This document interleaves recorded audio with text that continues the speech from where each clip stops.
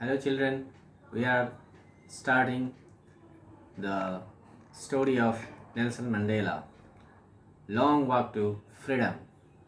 So, from today, we are going to study between the lines. From the first line, as you know, this is an autobiography written by Nelson Mandela. 10th May, dawned bright and clear. For the past few days, I had been pleasantly besieged by dignitaries and world leaders who were coming to pay their respects before the inauguration.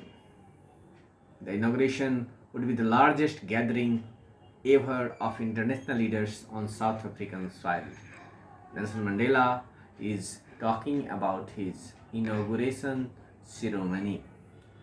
He was going to be the first black president of South Africa.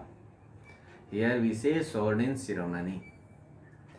World leaders were coming to see this inauguration. According to Nelson Mandela, this was the largest gathering ever of international leaders on South African soil because this was an historical moment. After 3 centuries, a black person is going to be sworn in as the president of South Africa. The ceremonies took place in the lovely sandstone amphitheater formed by the Union buildings in Pretoria. For decades, this had been the seat of white supremacy, and now it was the site of a rainbow gathering of different colors and nations for the installation of South Africa's first democratic non-racial government. What we see here, we see that 10th May was the day when Nelson Mandela sworn in as the first black head of the state, South Africa. It was after years of struggle that his anti-racist party came into power. It's the first time he was put in jail for 30 years.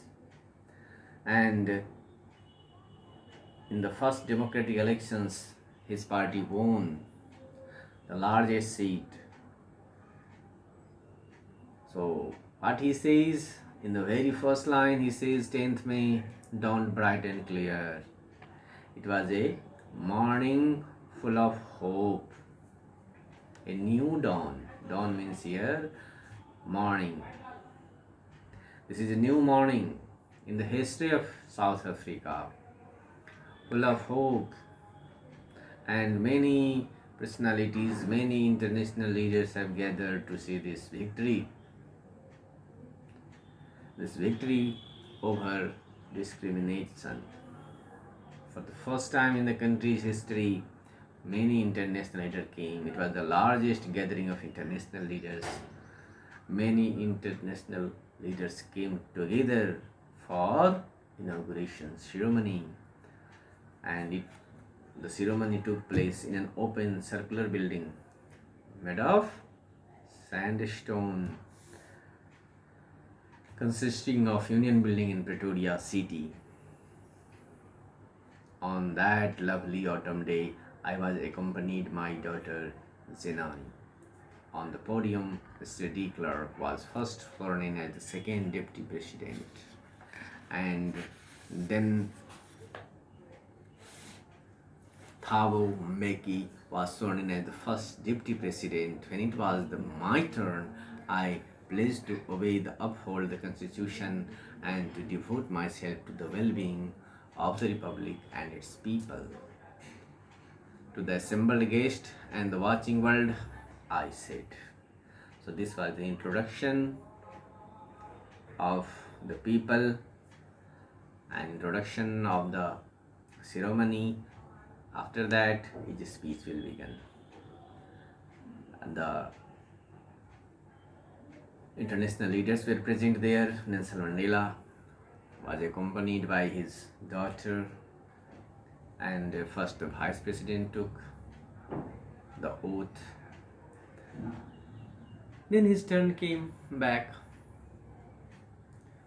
First deputy president was sworn in, and then he was sworn in as the first black president of South Africa.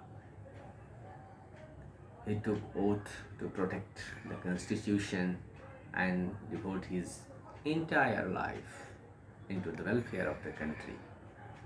And to the assembled guests, now he started his speech.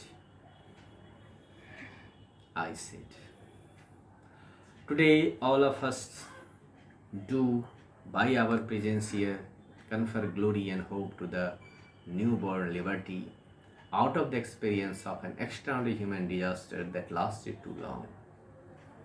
Must be born a society of which all humanity will be proud. So, what we see, each and every line of Nelson Mandela is very remarkable.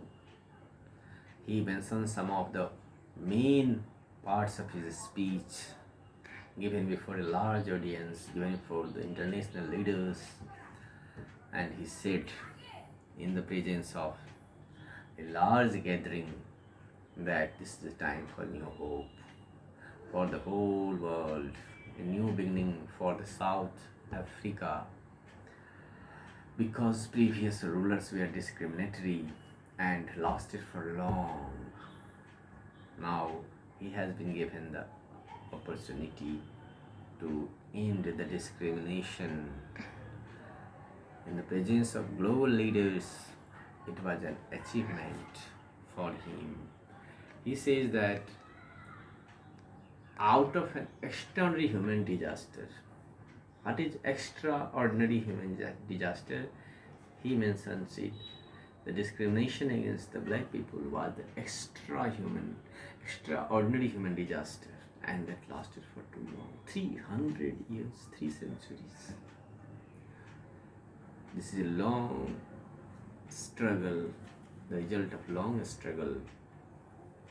We who were outlaws not so long ago have today been given the rare privilege to be host of the nations of the world on our own soil. We thank all of your distinguished international guests for having come to take position with the people of our country of what is, after all, a common victory for justice, for peace, and for human dignity. It was really a victory for South Africa, but it was the victory of humanity also. He highlights this thing. This is the victory of not only the victory of South Africa, it is the victory of the people of South Africa, but along with this is the victory of justice, victory of peace and justice, and victory of human dignity, because there was no humanity in the previous rule. Now onwards, what will happen after he was sworn in as president? There will be no discrimination against anybody on the basis of color, caste, or creed. So we are going to read up to oral comprehension check. We have at last achieved our political emancipation. Emancipation means freedom.